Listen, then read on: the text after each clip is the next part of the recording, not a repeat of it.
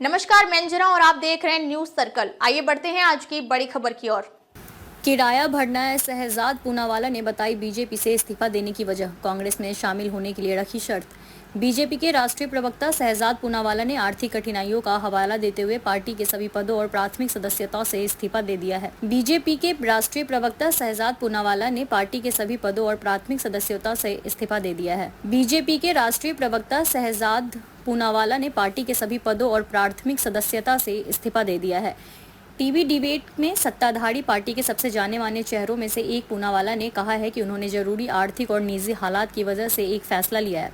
BJP छोड़ने के बाद पूनावाला ने एक इंटरव्यू में कहा है कि बीजेपी समेत राजनीतिक पार्टियां अपने प्रवक्ताओं को सैलरी नहीं देती है और उन्हें अपना गुजारा करने में मुश्किल हो रही है।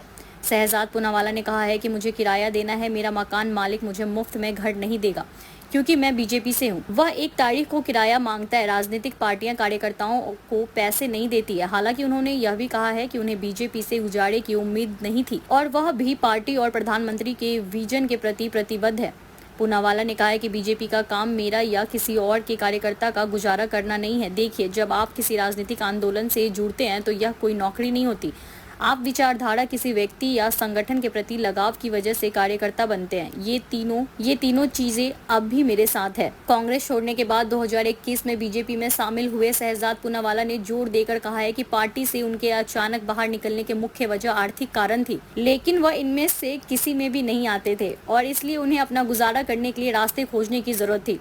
उन्होंने आगे कहा है कि लोग यह मानने को तैयार नहीं है कि मुझे जैसे राजनेता किसी राजनीतिक विरासत में नहीं आते। असल में हम सचिव, पायलट या ऐसे भी नेताओं और उनके बेटों को देखने के इतने आदी हो चुके हैं कि हमें लगता है कि हर किसी की जीवन शैली वैसी ही होती है। पूनावाला ने बार बार इस बात पर जोर दिया है कि उनका इस्तीफा अचानक लिया गया फैसला नहीं था, बल्कि 2024 से ही इस बारे में सोच रहे थे। उन्होंने यह भी कहा है कि जब इस हफ्ते पहले उन्होंने पार्टी छोड़ने की इच्छा जाहिर की थी तो पार्टी लीडरशिप ने उनके संपर्क किए थे।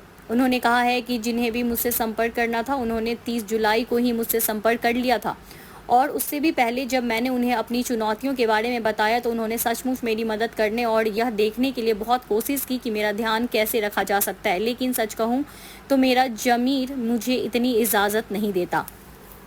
अब तक के लिए बस इतना ही। फिर मिलते हैं एक ऐसी ही बड़ी खबर के साथ। तब तक के लिए नमस्कार और देखते रहिए न्यूज सर्कल। अगर आपको वीडियो पसंद आई हो तो लाइक करें व शेयर करें। ऐसे लेटेस्ट अपडेट पाने के लिए बेल आइकन प्रेस करना ना भूलें। अगर आप हमें फेसबुक या फिर इंस्टा के माध्यम से देख रहे हैं तो हमारे पेज को फॉलो जरूर करें। धन्यवाद।